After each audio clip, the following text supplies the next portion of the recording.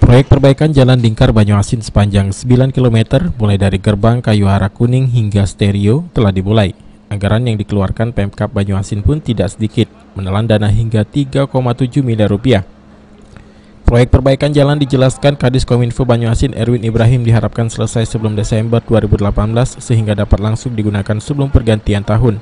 Proyek perbaikan Jalan Lingkar sendiri merupakan sebagian dari sejumlah proyek perbaikan dan pembangunan jalan termasuk Jalan Poros Kecamatan Pulau Rimau, Muara Padang, dan Tungkal Ilir. Pemda Kabupaten Banyuasin melalui APBD menganggarkan kurang lebih 3,7 miliar.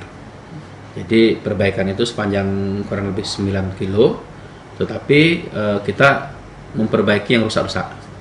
Karena tidak seluruh jalan itu kondisinya rusak, tetapi ada beberapa titik-titik ruas jalan yang rusak, itu yang akan kita perbaiki. Pelaksanaannya kurang lebih 120 hari. Jadi di awal tahun nanti mungkin sudah bisa dilalui maksimal jalan itu, Pak? Ya, harapan kita sebelum akhir tahun, karena pengerjaannya itu harus sudah selesai sebelum akhir tahun. Dengan diperbaikinya Jalan Lingkar Banyuasin sepanjang 9 km, dapat memecah kemacetan khususnya di depan pasar Kota Pangkalan Balai dan Kelurahan Mulia Agung. Sulaiman, PAL TV.